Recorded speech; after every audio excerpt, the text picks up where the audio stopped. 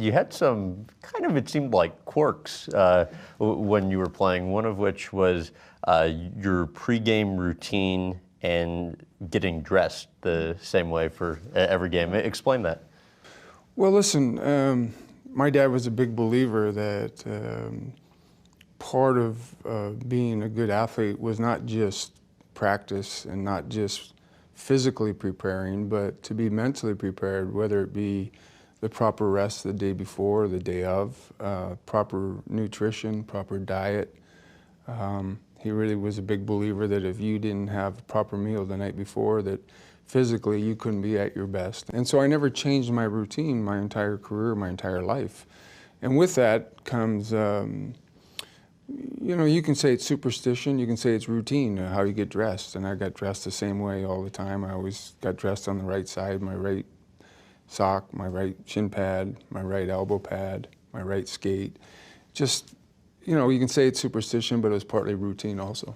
You were talking about your diet, and I mean, stats speak for themselves. You're the most dominant athlete of any sport ever, and I would have thought when, you know, reading about you, you had this, you know, really unique, specific diet, but then I saw you would sometimes have 4 hot dogs before a game with onions and mustard, or pie, or Diet Coke, or it just wasn't the diet kind of you would expect for the normal person. I mean, for somebody with, you know, your ability.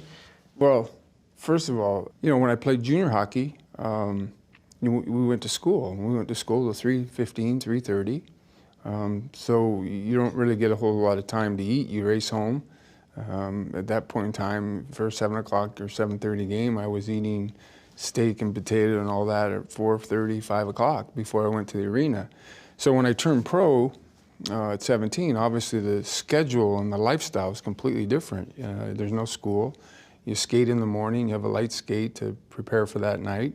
And generally, guys eat somewhere between 12:30 and 1:30. And then sort of rest or sleep or nap or whatever you do to get ready for the game. But I always found that by 4:30, 5 o'clock, I was starving, because my routine was I used to eat at 4:35. So I would eat at 12, 12:30 like everyone else, but I always found that by 5 o'clock I was hungry. So depending on what city we're in, if it was Chicago, there'd be pizza in the building. If it was Quebec City, there'd be hot dogs. And some cities it was sandwiches.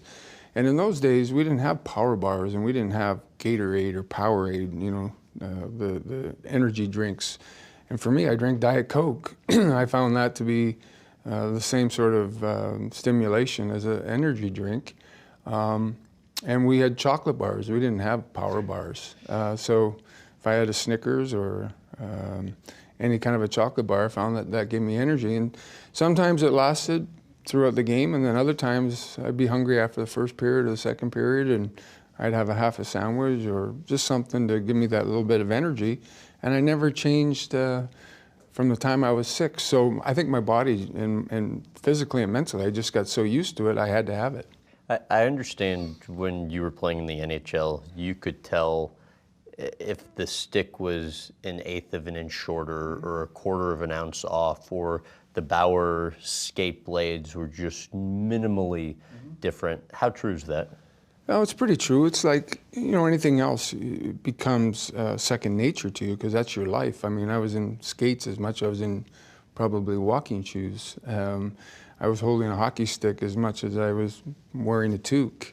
You just get so comfortable and so used to it. And, you know, it's no different than probably a baseball player, you know, George Brett, the feel of his baseball bat. Whether it's a guy like Jack Nicklaus with his golf club, you know, if you do it every single day and you grow up doing it all the time, it just becomes second nature to you. And it's not something that I can sit here and say I'm an expert on, but I was an expert on my own equipment and what I felt comfortable with, whether it was my skates, my shin pads, my hockey stick. Consequently, you get so used to it that if there's any kind of a minimal change, it's recognizable, and so kind of throws you off.